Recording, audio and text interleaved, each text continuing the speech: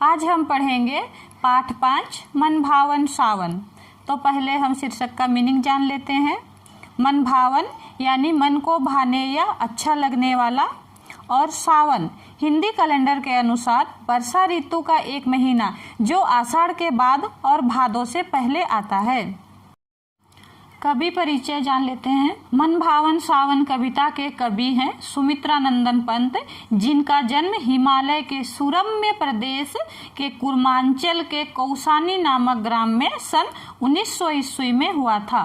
प्रकृति से प्रेरणा प्राप्त कवि होने के कारण इनके काव्य में प्रकृति के बड़े हृदयगामी चित्र मिलते हैं। इन्हें प्रकृति का सुकुमार कवि भी कहा जाता है। इस कविता में कवि सुमित्रानंदन पंत ने सावन के बरसते बादल का मनोरम चित्र खींचा है।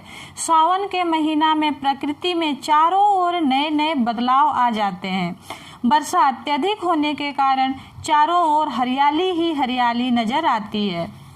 सावन के महीने में स्त्री पुरुष पशु पक्षी जीव जंतु तथा पेड़ पौधे सभी प्रसन्नता पूर्वक गाते हैं और आनंदित होते हैं। चलो शुरू करते हैं कविता का पहला भाग। छम छम छम छम मेघ बरसते हैं सावन के, झम झम झम गिरती बूंदे तरुओं से छनके, चमचम बिजली चमक रही रे उर्मे घन के, थम थम दिन के तम में सपने जगते मन के। हार्डवर्ड। तरुओं यानी वृक्षों, उर यानी हृदय, तम यानी अंधेरा। इस कविता के पहले भाग में कवि सावन के बरसते हुए मेघों का वर्णन कर रहे हैं। सावन के महीने में वर्षा बहुत जोर जोर से होती है, इसलिए कवि कहते हैं कि सावन के महीने में मेघ छम छम छम छम की आवाज के साथ बरसती हैं।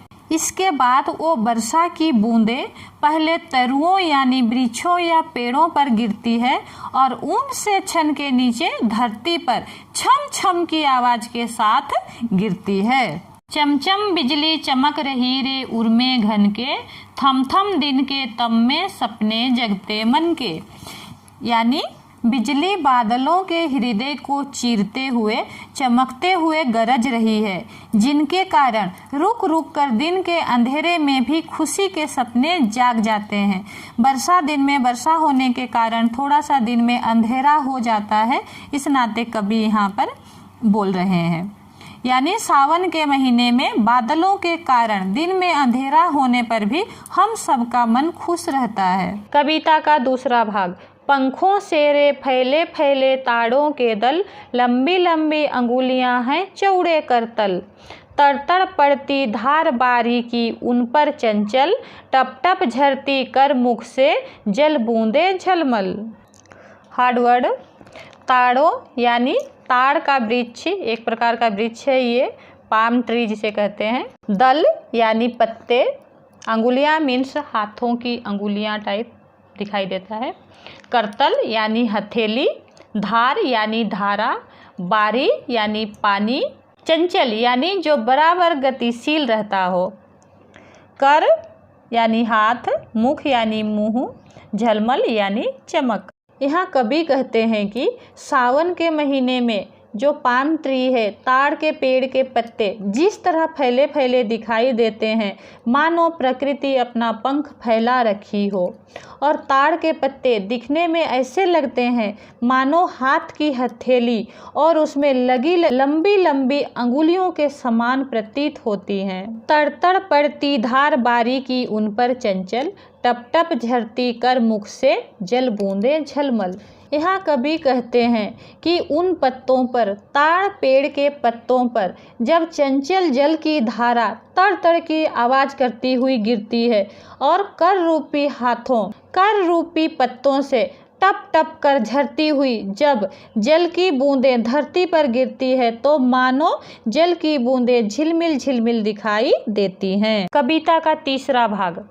नाच रहे पागल हो ताली दे दे चलदल, झूम झूम सिर नीम हिलाती सुख से बेहबल, हर सिंगार झरते बेला कली बढ़ती प्रतिपल, हसमुख हरियाली में खगकुल गाते मंगल। हार्डवर्ड। चलदल यानी पीपल का पेड़, बेहबल यानी व्याकुल, हरसिंगार एक फूल का नाम है। बेला वो भी एक फूल के पेड़ का नाम है। हरश्रृंगार यानी पारिजात उसका दूसरा नाम है। बेला यानी मोगरा। प्रतिपल यानी पर्पल एवरी टाइम। खग्गुल पक्षियों का दल।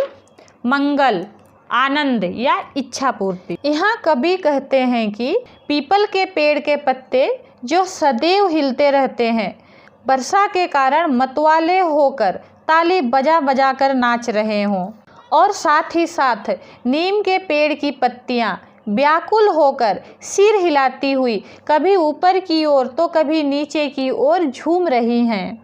हर श्रृंगार झरते बेला कली बढ़ती प्रतिपल, हंसमुख हरियाली में खग्गुल गाते मंगल। हर श्रृंगार यानी पारिजात के फूल जो वातावरण को सुगंधित करती रहती हैं, वो हर श्रृंगार के फूल भी सावन के हवा और वर्षा के कारण झड़ रहे हैं। और बेला यानी मोगरा के फूल भी बहुत सुगंधित होते हैं, वो भी प्रतिपल बारिश के कारण वह हर समय उसका कली प्रतिपल वो बढ़ते ही जा रही है। और इस हंसमुख हरियाली वातावरण में पक्षियों का समूह या पक्षियों का दल मंगल गीत गा रहे हैं। कविता का चौथा भाग। दादुर टर्टर करते झिल्ली बजती झंझन, म्याऊ म्याऊ रे मोर पीऊ पीऊ चातक के गण, उड़ते सोन बलाक आर्द्र सुख से कर करंदन, घुमड़ घुमड़ घिर मेघ गगन में भरते गर्जन। हार्डवर्ड दादुर यानी मेढक, झिल्ली यानी झिंगूर एक प्रकार का कीड़ा जो मिट्टी के अंदर रहता है, चातक वो एक प्रकार का पक्षी है, सोन बलाक सुनहरे रंग का बगुला, आर्द्र सुख में मग्न होकर, क्रंदन यानी चिल्लाना।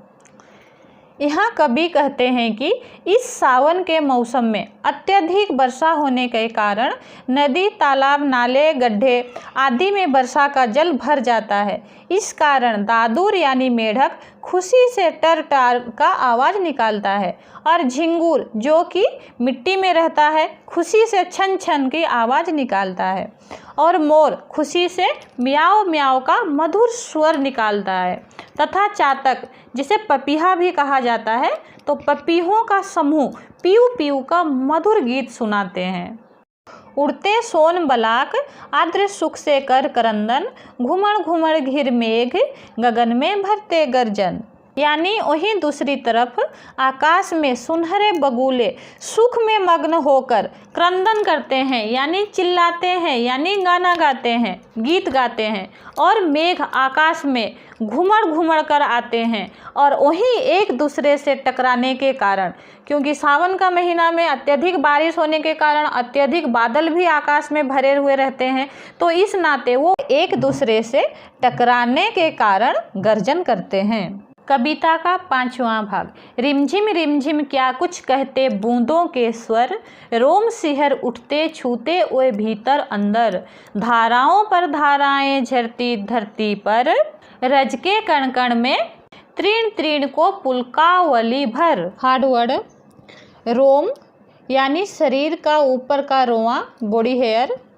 सिहर रोमांच होना, धाराओं यानी जलधारा, झरती वर्षा की झड़ी या निरंतर गिरने की जो क्रिया है, रज यानी धूल, कण यानी टुकड़ा, तीर्ण यानी तिनका, पुलकावली यानी प्रेम हर्ष से भर जाना, खुशी से भर जाना। इस अंश में कवि वर्षा के बूंदों का वर्णन कर रहे हैं। यहाँ कवि कहते हैं कि वर्षा की बूंदें जब तेज गति से गिरती हैं तो उनका आवाज़ रिमझिम रिमझिम आती है, और उन बूंदों के मधुर स्वर हमारे अंदर भीतर से अंतरात्मा को छूते हुए हर एक रोम को जगा देती है, रोमांच कर देती है। फिर कवि कहते हैं, धाराओं पर धाराएं झरती धरती पर, रज के कण कण में तीर्ण तीर्ण को पुलकावली भर। यानी जब वर्षा की बूंदें निरंतर गति से धरती पर गिरती है तो धरती पर पड़े रज यानी धूल का प्रत्येक कण जो हवा में उड़ रहा होता है, वर्षा का पानी मिलने के कारण धरती तृप्त हो जाती है।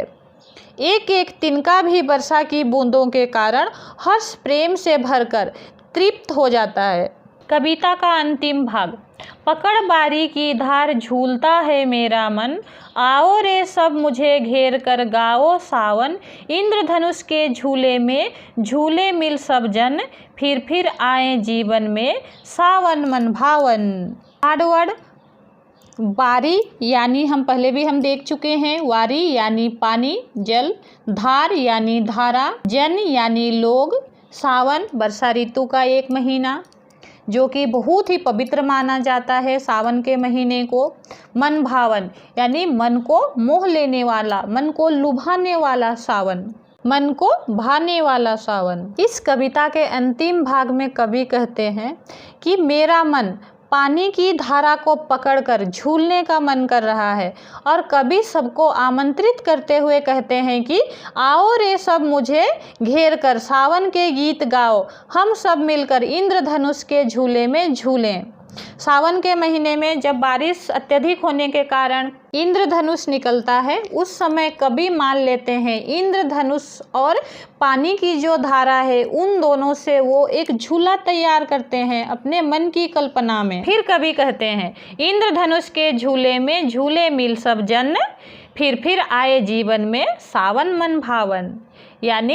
यानी फिर कवि कहते हैं कि ऐसा मन को अच्छा लगने वाला सावन हमारे जीवन में बार बार आए और हम सबके जीवन को हर्ष और उल्लास से भर दे। इस तरह कवि जन जन के जीवन में सावन का उल्लास भरने की कामना करते हैं। धन्यवाद।